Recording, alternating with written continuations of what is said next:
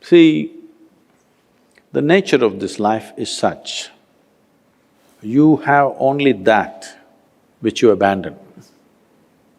The nature of life, even the phenomena around you is like this.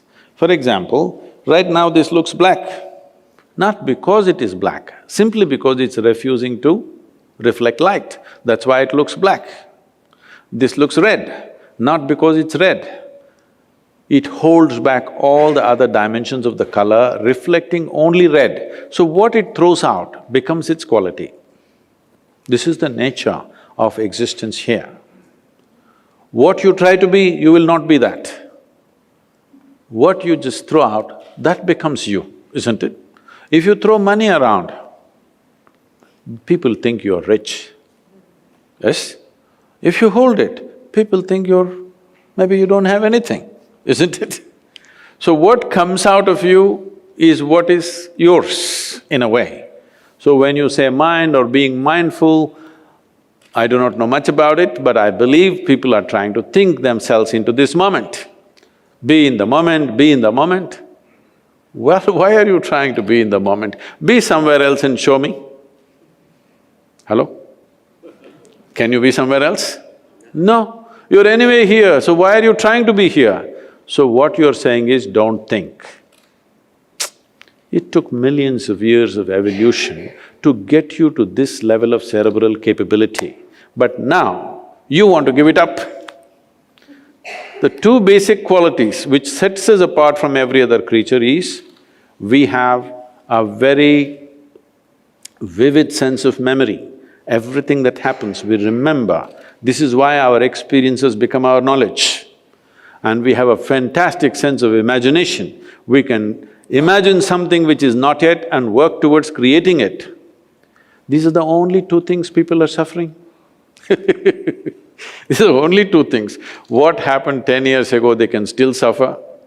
This does not mean they're suffering life, they're suffering their memory. What may happen day after tomorrow, they're already suffering. This does not mean they're suffering life, they're just suffering their imagination. They're suffering their memory and imagination, two basic faculties which set us apart from every other creature.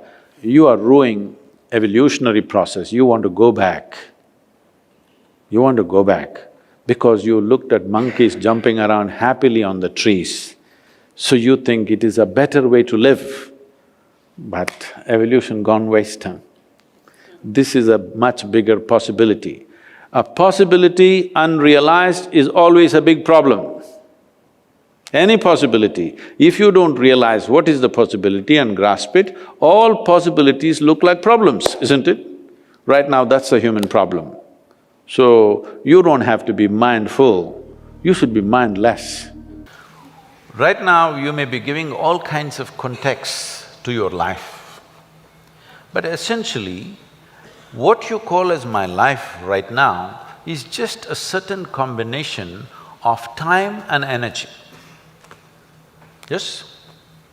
As you sit here, time is rolling away for all of us. Can you roll it back? You're an engineer. Can you roll it back? Yesterday was not fruitful, so I'll roll it back. Can you? It's rolling away for all of us. As we sit here, what is ticking away here is not the clock. What is ticking away is our life, isn't it? Since we came and sat here, you're half an hour closer to your grave. It doesn't matter how young you are getting there, isn't it? Yes or no? So it's a certain amount of time. And that time, nobody can manage because it rolls at the same pace for everybody. You do something, you don't do anything, you sleep, you're awake, you're happy, you're unhappy, do whatever the hell you want, it just keeps rolling mercilessly, isn't it? So there is energy that you call as life. This, you can pitch it at different levels. If you're like this, if you're like this, 24 hours feel like 1,000 years. But have you seen on a certain day you're very happy, 24 hours, poof, went off like a moment? Yes or no? So, time is a very relative experience in individual subjective experiences. If you're joyful, if you live 100 years, it feels like a few moments, it's gone. Only miserable people will have a long life.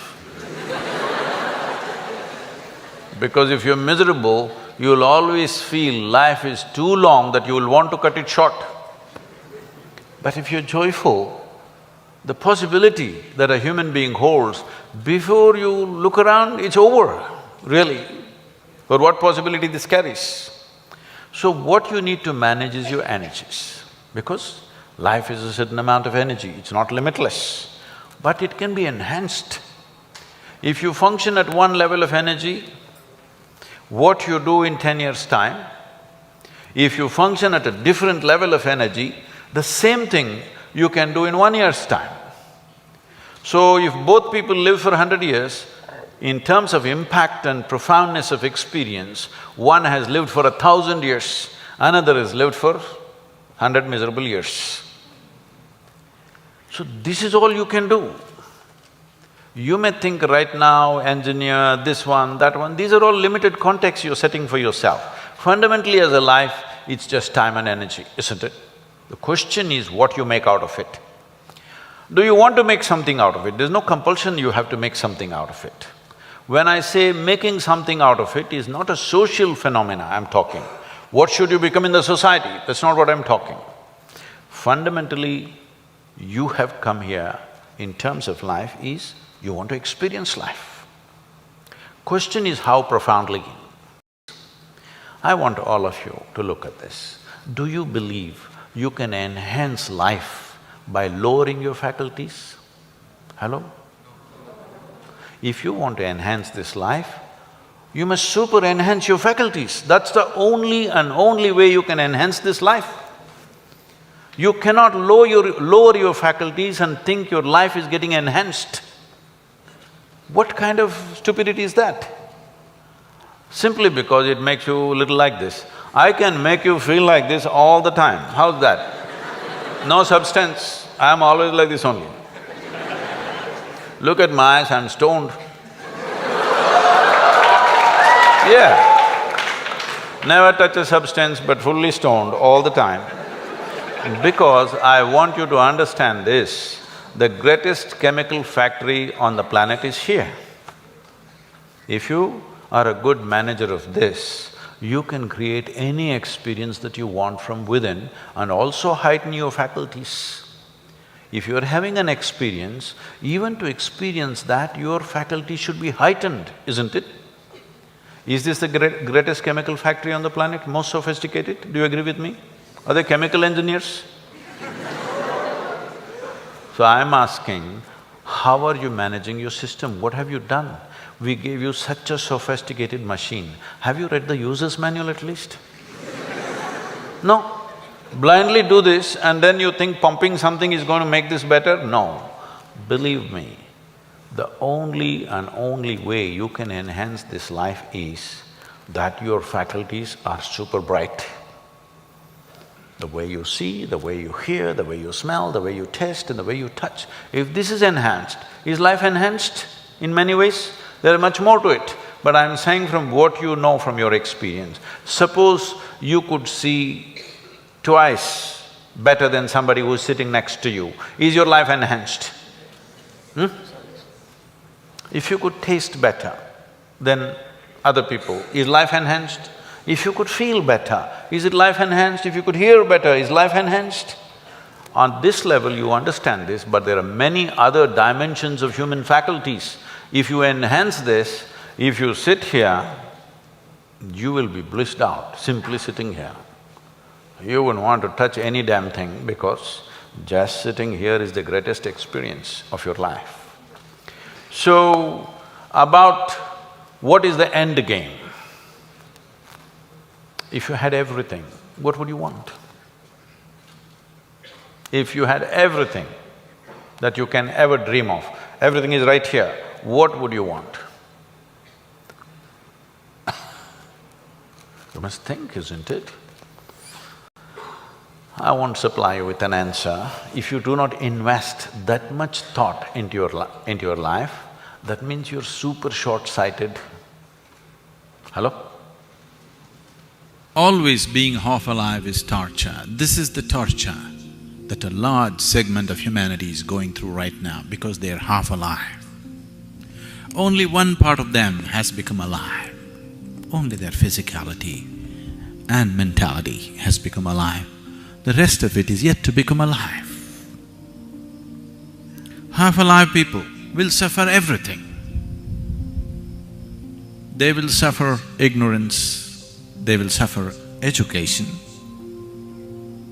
they will suffer poverty, they will suffer affluence, they will suffer being alone, they will suffer being in a relationship.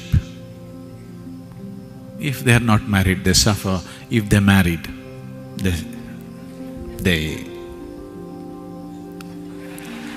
if they don't have children, they suffer that. As if children, if they are there, they can come and bite you. They do. No children, what are you suffering? But that also they suffer. Just show me one thing that human beings are not suffering right now. Just show me one aspect of life that human beings are not suffering right now. They're suffering just about anything, not just life. They're even suffering death before it happens. He's thinking of building a pyramid for himself.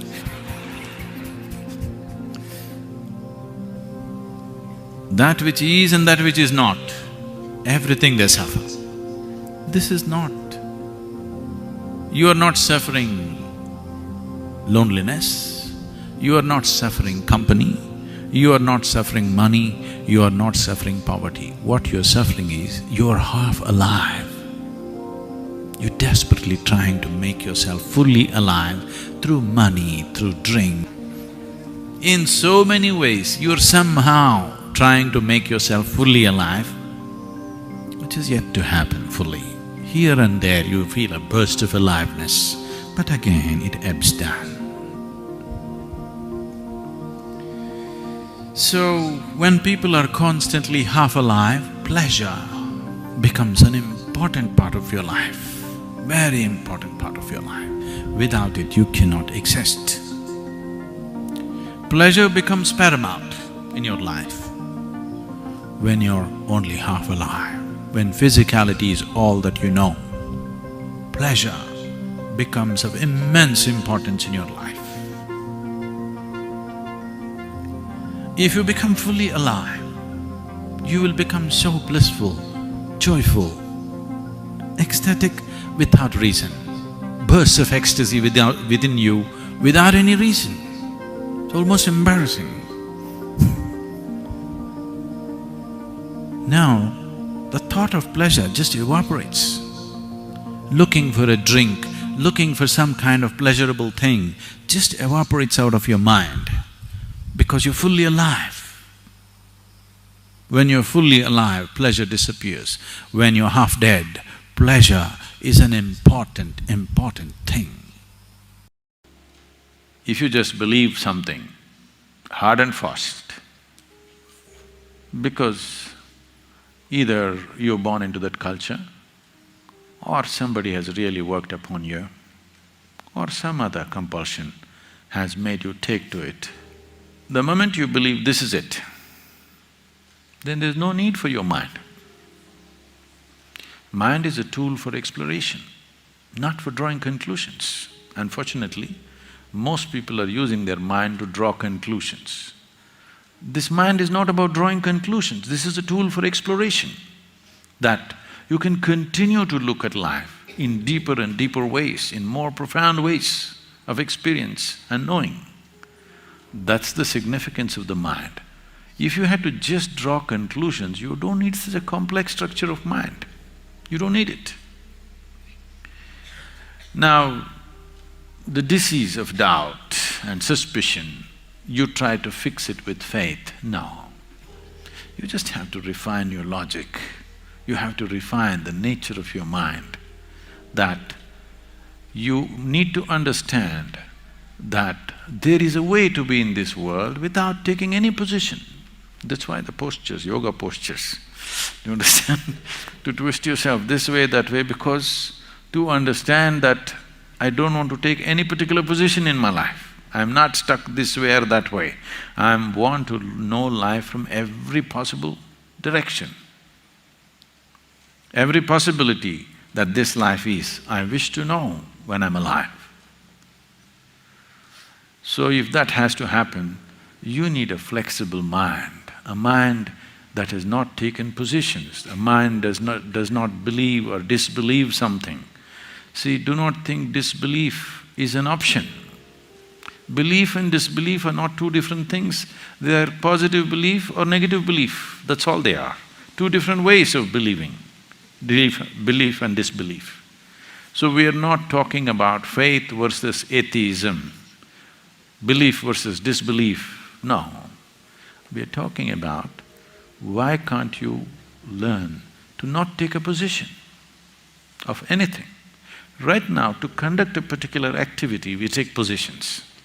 But there is no need to take positions to live, to be alive here. If you want to know life, you should not take any position or any opinion about anything. The moment you form an opinion, that means you're not open to anything else, isn't it? Whether it's about a person or yourself or about the life around you, you don't form any kind of opinion or conclusion. Conclusion means death. Yes? Life means no conclusion, you're looking. Instead of sharpening your vision, you're drawing a conclusion, because conclusion brings a certain certainty. It brings a certain confidence. The moment you believe something, you're confident. Confidence without clarity is a disaster. It's better to see clearly rather than just believe something. If you believe something, it gives you confidence, and sometimes it works, unfortunately.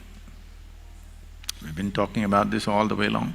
Even if you want to cross a street, what you need is clarity of vision, not confidence. Confidence can kill. The traffic is not much, it works. That's the whole problem with it. Yes, the traffic is not much and it's not fast. Then it works, and now you think it works, you apply it everywhere, you will get hit. So you don't need confidence. If you just give up your need for confidence, you're okay being here, not knowing anything. Actually, you don't know nothing. Please look at this. You really don't know anything about the nature of this existence, isn't it? Yes or no? You don't know when this entire solar system is going to fall apart. Maybe it's tomorrow morning. Do you know? Do you know whether it is going to fall apart tomorrow morning or not? Do you know? You don't know when you'll fall dead. You don't know when it's going to happen. But it's all right. But if you are that kind of a mind which is looking for faith, you know everything, not just here. Beyond death, where you will go, what kind of accommodations you will get there, you know the works. This kind of knowing is what needs to go. An ignorance which is aware and acknowledged by yourself that I'm ignorant is a far more powerful and profound state than a knowledge that you have concluded about. You have conclusions about everything and everybody. Just try this one simple sadhana in your life, all of you. Whatever conclusions you have about yourself, about the people around you, about the situations around you, just give it up tonight. Tomorrow morning, just wake up and look at everything fresh. Just do this every day, at least see if you can maintain this for the first 1 hour after you're awake. You will see it will take lots of work. You understand? It'll take lots of work, 24 hours of the day, to look at everything fresh. If you're looking at everything fresh, you will not miss a single possibility. Everything is alive to you. Where people see nothing, you will see all kinds of things. Where people see problems, you will see possibilities in life. But the moment you conclude, if you make conclusions and you concretize it and then you get it endorsed by heaven, then you're calling that faith. Ignorance endorsed by a great authority will not become truth. This is the biggest problem, that people think authority is truth. No, truth is the only authority in the creation, in this existence. Right now there is no experience of life. Largely you're just a bundle of thought, emotion, ideas, opinions and prejudices. Your psychological drama is being mistaken for life. Your psychological drama, we can all sit in the same place and each one of us can have something different going in our minds right now, yes or no? So obviously what's happening in your mind is your psychological reality, it's not existential. It has no existential basis. It is in this sense, people are telling you be in the moment, because there is no basis to your psychological reality, you can make up whatever you want. Or in other words, your creation, your petty creation has become larger than the magnificent creation of the Creator. So spiritual process means you set this anomaly right. You understand your psychological reality is something that you're making up. I'm not saying you should not make it up, you can, but you must be able to switch it off when you don't want. The problem is it's just on 24 hours, so it looks like that is the reality. It is not the reality, you just making it up. Yes or no? The made-up world has become larger than the real world. Just to correct this is spiritual process. You understand what is real and what is made up. This means you're spiritual. If you can identify what is existentially true and what is not true, you will navigate your way through life effortlessly, isn't it? If your mind, your body takes instructions from you, being peaceful and joyful is not even an issue. Is it an issue? If your body and mind is taking instructions from you, is it an issue? Is it even a consideration? Do you have to even bother about it, how to be peaceful, how to be joyful? There's no such thing. This is coming from a very unnatural situation because made-up world has become larger than the real world. What's happening on your phone has become bigger than the cosmos, isn't it? So spiritual process does not mean… is not prescribing how you should be whichever way you want. You like misery, do it, what's my problem? If you're enjoying misery, what is my problem? I will not tell you be joyful. You like to be miserable, I appreciate that. But if you had a choice, would you choose misery? No. Maybe once in a way you like to read a tragedy or watch a tragedy, that is somebody else suffering, not you, isn't it? You may want to watch a tragic movie or a drama, but you don't want a tragedy in your life, isn't it so? I trust your judgment on these things. So spiritual process means that you read the user's manual, you know exactly how this works. This happened to Gautama the Buddha. You heard of Gautama the Buddha?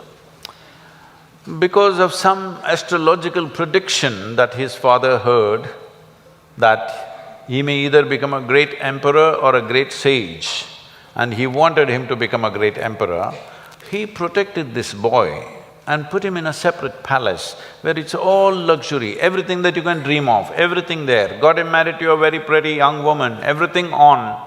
No, he should not see any suffering. But one day he just went out. He saw one old man and he asked, why is this guy like this? His chauffeur. His chauffeur or his chariot driver said, oh, everybody becomes like that after a certain time. He said, what, me? I'm a young prince, will I become like that? Hey, yeah, everybody will become like that. It shook him. Then he saw a man who's suffering with some kind of disease, ailment. So why is that guy like that? Said, it'll happen to a lot of people. Who it will hit, there is no prediction. Anybody can become ill. Most people think it happens to other people. No, it can happen to us. Hello? And then he saw a funeral, a dead body. So what is that? He said, that is inevitable, everybody will die. Do you also know? You will also die? No, because most people believe other people die. No, intellectually they know, but they think they're forever. No, you must be conscious, you're mortal.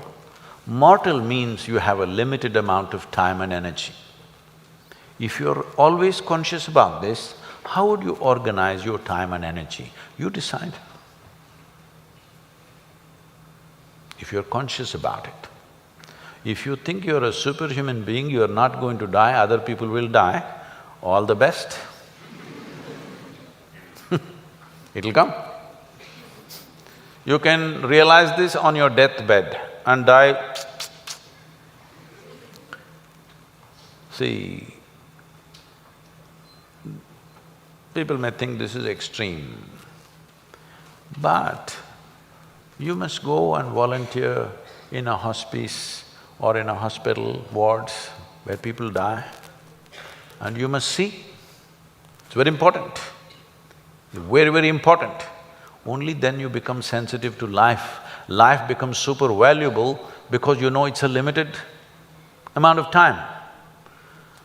If you watch this, unfortunately today in the world, over 80% of the people, last moment when it comes, when they die, they're not fearful, they're not in pain, they're not in something else, they're just bewildered. A look of bewilderment comes because all their life they just lived their thought and emotion, they never lived a life. This is important, you must understand, there is a psychological reality in your head and there is an existential reality which is life.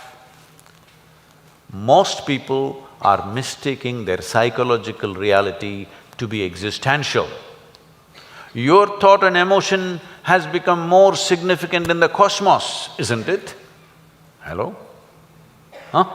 What you think, what nonsense you think and feel, has it become more important than the universe or no? This means you are making your creation more significant than the larger creation. This means you must suffer. If you don't suffer, I'll be disappointed. Yes, I will be.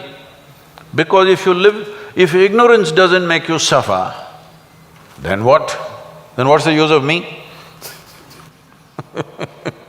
Because it takes a lot to come out of the trap.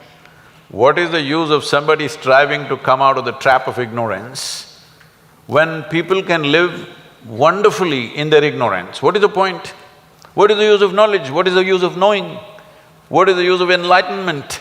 What is the use of realization if people can live absolutely blissfully in their ignorance? What is the point? When you're ignorant, you must suffer. And I want you to know, the greatest evil right now on the planet is not evil, it's ignorance.